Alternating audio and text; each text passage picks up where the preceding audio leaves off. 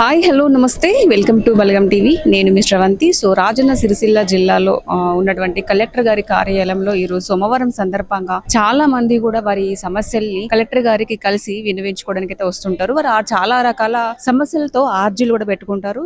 ఇక్కడ కూడా మనతో పాటు కొంతమంది మహిళలు ఉన్నారు. మధ్యాహ్న భోజన సంబంధించి మరి వాళ్ళ డిమాండ్లు ఏంటి, మరి కలెక్టర్ గారిని కలిసారా, మరి వారికి ఉన్నటువంటి సమస్యలు ఏంటి అని చెప్పేసి మనం వారిని అడిగి తెలుసుకునే ప్రయత్నం అయితే చేద్దాం.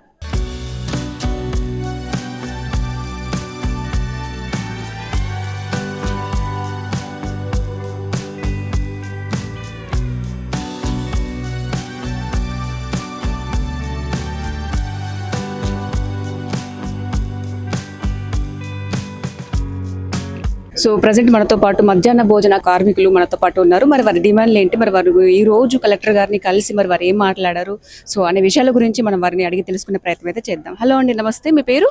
నా పేరు గొట్టె సంతోష.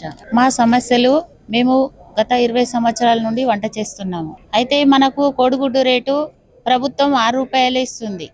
6 రూపాయలు ఇస్తుంటే ఇప్పుడు మార్కెట్ రేటు 8.5 ఉంది. ఆ 8.5 అయినా కూడా నువ్వు తెచ్చి పెట్టాలని మాకు స్కూల్లో ఇబ్బంది పెడుతున్నారు. మేము పెట్టాము 6 రూపాయలు అయ్యేంత వరకు గుడ్డు పెట్టమని మేము అడుగుతున్నాం. అన్న తర్వాత ఇప్పుడు సార్లు ఏమంటున్నారు, అమ్మ నువ్వు గుడ్డు పెట్టకపోతే నువ్వు పక్కకు జరుగు, వేరే వాళ్ళని నచ్చి చేస్తారు, నీతో అయితే లేదు కదా అంటున్నారు. మరి మేము 20 సంవత్సరాలు చేసి పక్కకి ఎట్లా పోతాం మేము? అందుకనే మేము ఈ రోజు కలెక్టర్ మేడంకు దృష్టికి తీసుకొస్తామని మేము రావడం జరిగింది. కలెక్టర్ మేడంకు కలుద్దాం అనుకున్నాము. మేడం గారు ఎటో బయటికి వెళ్ళడం జరిగిందంట, మళ్ళా వేరే సార్కి ఇవ్వడం జరిగింది. అయితే మేము కలెక్టర్ గారిని కోరేది ఏంటంటే, మేడం కోడిగుడ్డు రేటు దిగేంత వరకు మేము గుడ్డు పెట్టము.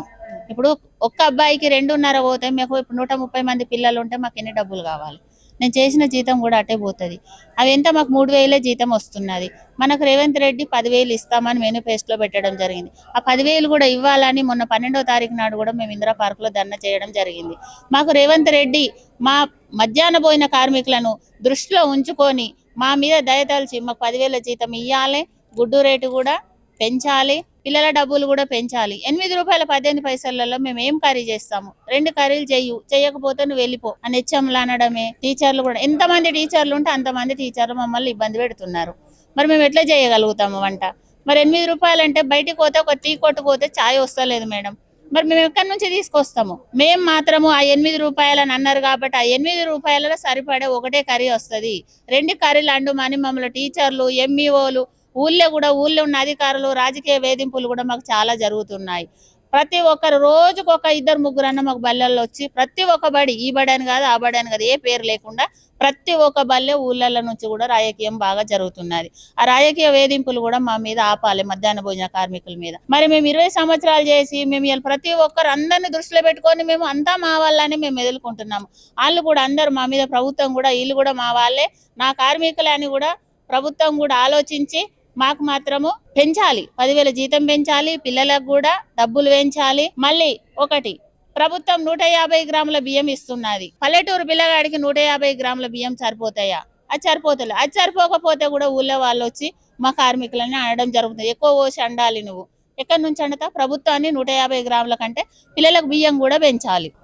మనవి అది. కానీ మా మీద రాజకీయ వేధింపులు చేసిన మమ్మల్ని కోడిగుడ్డు 6 రూపాయల రేటు అయ్యేదాకా కూడా 6 రూపాయలు అయితేనే మేము గుడ్డు పెట్టగలుగుతాం, లేకపోతే గుడ్డు పెట్టాము. ఈ రోజు కలెక్టర్ గారికి అదే ఇవ్వడం జరిగింది. మేము అదే ప్రకారంగా రేపటి నుండి బల్లల్లో గుడ్డు పెట్టాము. నమస్తే అమ్మా, మీ పేరు?